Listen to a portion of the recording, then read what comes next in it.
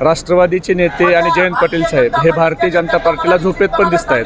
Bharatiya Janata party एवढी घाबरून जाते की त्यांना ईडीची लगेच नोटीस त्या ठिकाणी येते, म्हणजे घरगडी म्हणून काम करतोय ही देशातली आणि महाराष्ट्रातली जनता बघते।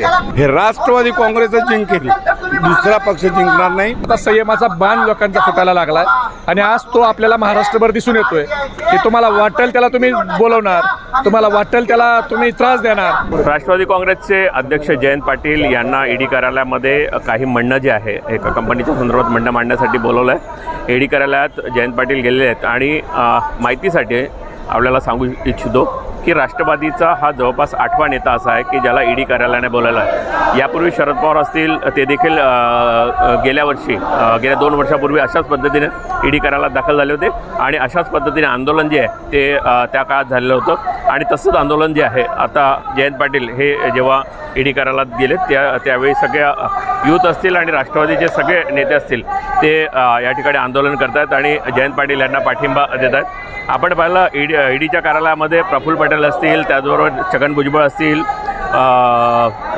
सुनील तटकरे असतील, अजितदादा असतील, या सर्वांना नोटीस आल्या। काही नेते जे आहेत ते चौकशीसाठी थेट ईडी कार्यालयात गेले आणि छगन भुजबळ असतील, अनिल देशमुख असतील हे तर थेट कारागृहात गेले।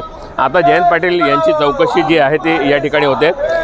जयंत पाटील यांच्या समर्थनार्थ सगळे कार्यकर्ते जे आहेत ते या ठिकाणी रस्त्यावर धरणे आंदोलन जे आहे ते करताना आपल्याला दिसत आहेत आणि शेजारीच ईडीचं कार्यालय आहे। या ईडीच्या कार्यालयामध्ये त्यांची चौकशी जी आहे ती या ठिकाणी सुरू आहे। तुम्ही किती भीती घाला मैं झुकेगा नाही साला अशा पद्धतीनं हे संपूर्ण घोषणाबाजी जी आहे ती राष्ट्रवादी कार्यकर्ते या ठिकाणी करतात। आपल्यासोबत युथचे अध्यक्ष मेहबूब शेख आहेत, माजी आमदार आहेत, आपण त्यांच्याशी देखील चर्चा करणार आहोत। मेहबूब शेख, काय सांगाल कशा पद्धतीनं आता ईडीच्या कारवाईचा बडगा जो राष्ट्रवादीच्या 8व्या नेत्यावर उगवला, यापूर्वी 2 नेते जेलमध्ये जाऊन आले।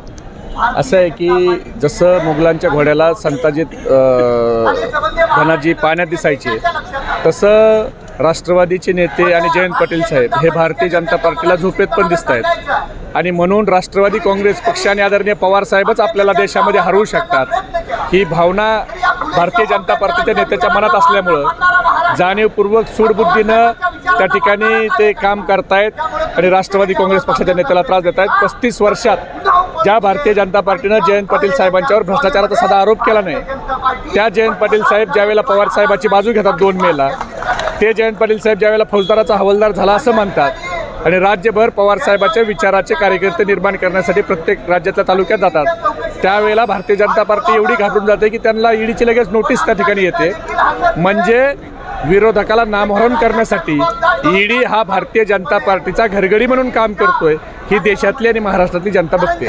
एक सर्वात महत्त्वाचं म्हटलं जातं की चौकशीला घाबरायचं कारण काय?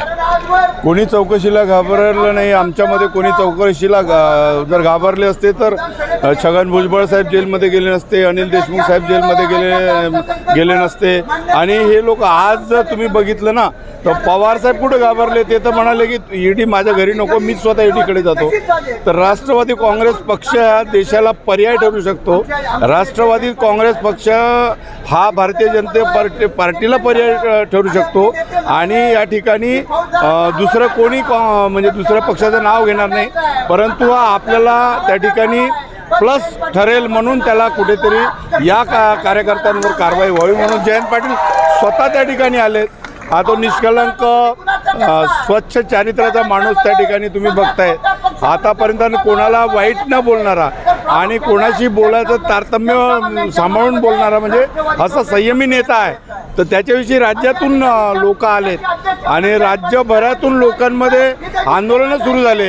आता हे पहिला दिवस होता म्हणून उद्यापासून पुन्हा उत्स्फूर्त असे आंदोलनं तयार होतील आणि तुम्हाला सांगतो पुढची येणारी 5 महिन्यानंतरची 6 महिन्यानंतर किंवा 9 महिन्यानंतरची निवडणूक हे राष्ट्रवादी काँग्रेसच जिंकेल, दुसरा पक्ष जिंकणार नाही।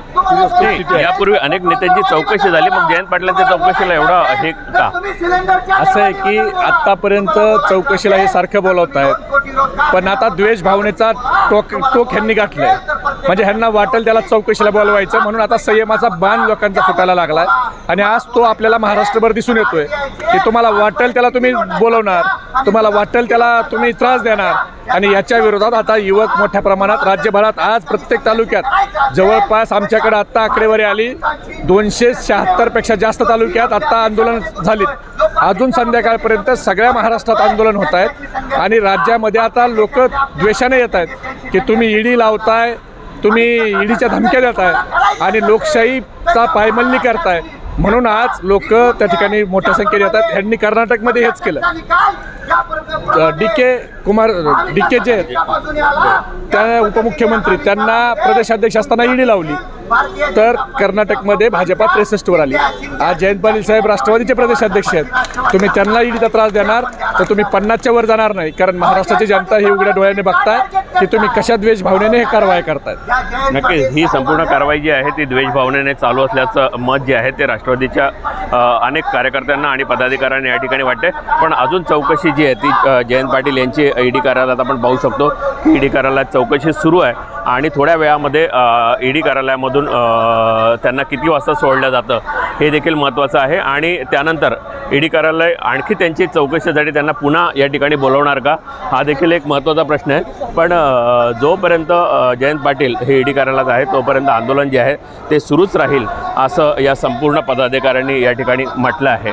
आणि एक मोठी घटना जी आहे की ज्या पद्धतीने राष्ट्रवादीच्या अनेक नेत्यांना या ठिकाणी सामोरं जावं लागलं, त्याच पद्धतीने आता जयंत पाटील जे प्रदेशाध्यक्ष आहेत त्यांना देखील ईडीच्या संपूर्ण कारवाईला जे आहे ते सामोरं जावं लागेल की काय, असा प्रश्न जो आहे तो उपस्थित होत आहे. पुढे जर्नलिस्ट कृष्णासह प्रफुल्ल साळुंखे, लेट.